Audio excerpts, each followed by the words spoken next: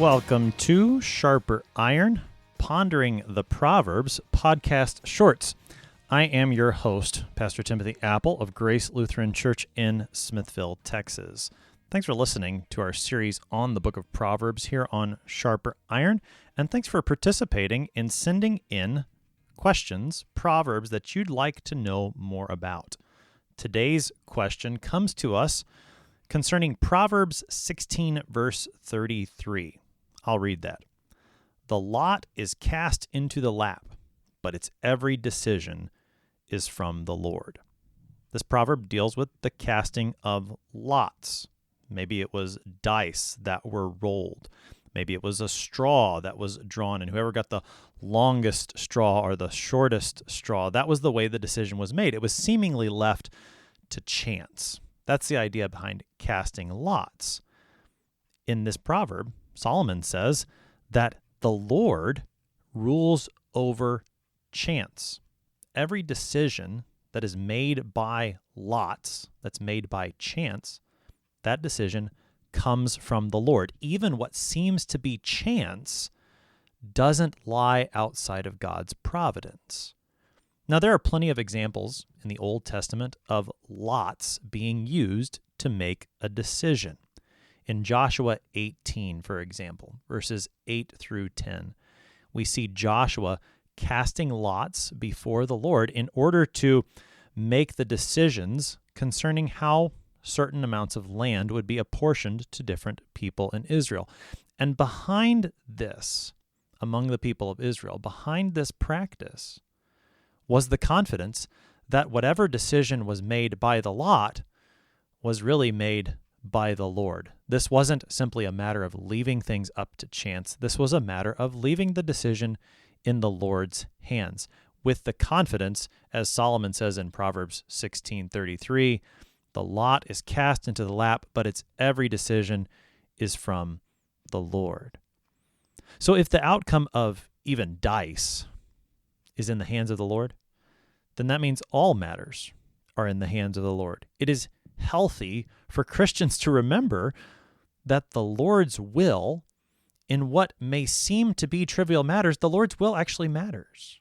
So remember what we looked at in the book of James. In James chapter 4, verses 13 through 15, James says this, "Come now, you who say, today or tomorrow we will go into such and such a town and spend a year there and trade and make profit. Yet you do not know what tomorrow will bring. What is your life? For you are a mist that appears for a little time and then vanishes. Instead, you ought to say, if the Lord wills, we will live and do this or that." Thus far, James. Even in those seemingly trivial matters, the Lord's will is important. His providence is at work. And so there is actually more wisdom in leaving a decision to chance, knowing that such chance is in the Lord's hands. There's more wisdom in that than there is in making your plans apart from the Lord. Remember some of the other proverbs we've seen. Proverbs 16:25, just a few verses previous. There is a way that seems right to a man, but its end is the way to death. Or Proverbs 16:3, a little bit farther back in the chapter. Commit your work to the Lord, and your plans will be established. Even when we leave the matter to chance, the casting of lots, there's more wisdom in that, knowing that the matter is still in the Lord's hands, than there is in trying to make your plans apart from His will or His word. Now, this question concerning Proverbs 16:33 had a little bit of an appendix to it, a question concerning the Septuagint, the Greek translation of the Old Testament. The English Standard Version, which is what we read here on Sharper Iron, is largely based on the Masoretic text, that is, the Hebrew text of the Old Testament. Sometimes there's a bit of difference or nuance from the Hebrew text to the Greek translation in the Septuagint. So when you look at Proverbs 16:33 in the Septuagint, you get a little bit of that different nuance. Now, my Greek is serviceable. It's a little rusty. But in consultation with some other pastors, the Greek of the Septuagint in Proverbs 16:33 gives a sense something like this. Into their laps all things come to the unrighteous, but from the Lord come all righteous things. Something like this. All things come to the unrighteous into their laps, but from the Lord come all righteous things.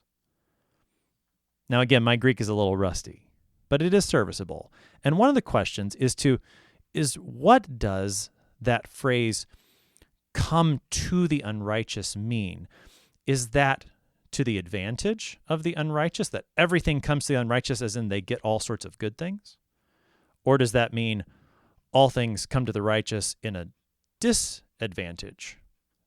All things come upon the unrighteous. All these evil things come upon the unrighteous. That's one of the questions concerning the interpretation. I would read it as an advantage, so that the force of the proverb is something like this. You might see the unrighteous have all things fall into their laps in this life. Certainly we've seen that in other proverbs. Solomon warns against looking at the unrighteous and envying the good things that they've received in this life. And so the second half of this proverb in the Septuagint would then remind us that don't despair when you see all things fall into the lap of the unrighteous. Why? Because you know that the Lord is still working all righteous things.